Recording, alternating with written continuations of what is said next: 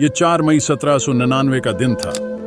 टीपू सुल्तान दोपहर का खाना खाने के लिए बैठे तो खबर मिली कि तूप खाने का कमांडर सैयद गफार शहीद हो गया है और अंग्रेजों ने हमला कर दिया है। टीपू सुल्तान ने खाना वहीं छोड़ा और हालात का जायजा लेने अपने किले से बाहर निकले तो गुदार दरबारियों ने अंदर से दरवाजा बंद कर लिया ताकि टीपू सुल्तान फौज को इकट्ठा न कर सके। लिहाजा टीपू सुल्तान मुट्ठी भर सिपाहियों को साथ लेकर मैदान में कूद पड़े और दिलेरी के साथ बंदूक के साथ लड़ते रहे।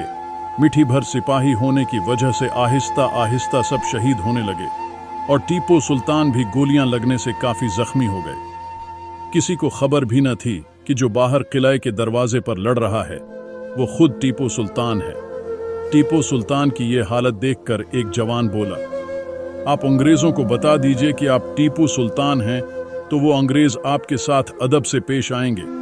तो टीपू सुल्तान ने यह सुनकर तारीखी अल्फाज कहे जो तारीख में दर्ज हो गए, शेर की एक दिन की जिंदगी गीदड़ के 1000 दिन से बेहतर है। आखिरकार ये शेर दिल लोग लड़ते हुए एक एक करके शहीद होने लगे। टीपू सुल्तान जमीन पर गिरे हुए थे मगर कुछ सांसें अभी भी चल रही थी।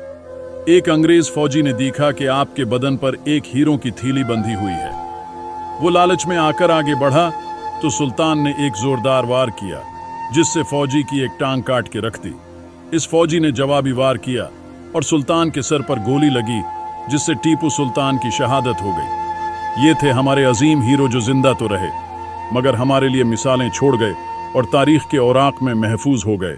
अगर टीपू सुल्तान की फौज में गुदार नहीं होते तो कभी भी अंग्रेज हिंदुस्तान में कदम नहीं रख सकते थे।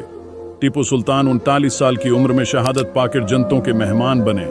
अल्लाह तबारक व ताली उनकी कब्र पर करोड़ों रहमतें नाजिल फरमाए, आमीन।